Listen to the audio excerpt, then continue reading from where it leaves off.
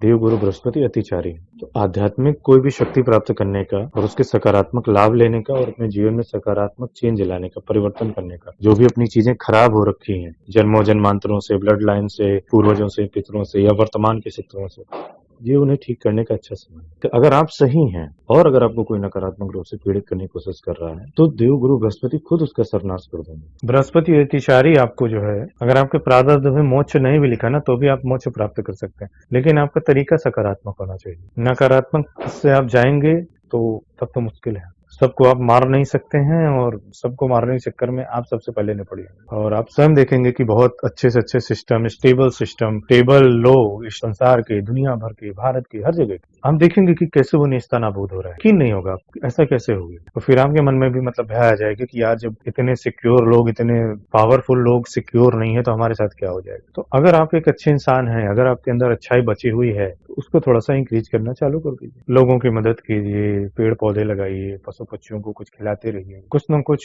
Charity के नाम पर, अगर 10 रुपए हैं आपके पास तो इसमें से 1 रुपए की चैरिटी कर दीजिए। कुछ किसी को भी खिला दीजिए, पिला दीजिए। नहीं आपको इंसान पसंद है तो जानवरों को खिला दीजिए। जुपिटर जो है वो आध्यात्मिक लोगों का भी कारण है। जो जुपिटर उनका भी कारक है जो आध्यात्मिक रूप से मास्टर है। अगर आप किसी मास्टर की हेल्प करते हैं, गुरु की हेल्प करते हैं, जैसे आपको ये कि मैं कहीं और नहीं चैरिटी कर पा रहा हूँ, मैं और कहीं नहीं डोनेट कर पा रहा हूँ, तो आप जिसको भी अपना गुरु मानते उन्हें डोनेट करें। किसी को भी आप गुरु मानते हैं, भले वो इस संसार में जीवित हो या ना हो, लेकिन जो जीवित मास्टर है उसको अगर आप डोनेट करते हैं तो बृहस्पति अतिचारी आपको और अच्छा फल। अपने मास्टर के अगेंस्ट मत जाइए, गुरुद्रोह मत कीजिए, मास्टर की हेल्प करिए डायरेक्टली इनडायरेक्टली। अगर आप किसी भूखे को खाना देते हैं तो ठीक है, ये एक चीज हो सकती है कि भाई उस भूखे का तो पेट भर गया, मुझे क्या मिला। तो उसका जो लाभ है वो मालूम नहीं आपको किस रूप में मिले, कितने अच्छे रूप में आपको मिले। तो एक अच्छी मेंटालिटी के साथ आपको आगे आना पड़ेगा कि जुपिटर अतिचारी है तो सूर्य के बाद सबसे ज्यादा ग्रेविटी वाला प्लैनेट है। तो अच्छाई अगर आप करते हैं तो वो चीज बहुत हैवी ग्रेविटेट होगी। नकारात्मकता करते हैं तो अब आपने किसी को एक पत्थर मारा तो पूरी चट्टान अब आपके ऊपर गिरने वाली है और आपके परिवार पर भी गिरने, वो सब भी भोगने वाली। जितने भी वर्तमान राजा हैं सब नष्ट होना शुरू हो चुके, ये भी एक चीज है। और ये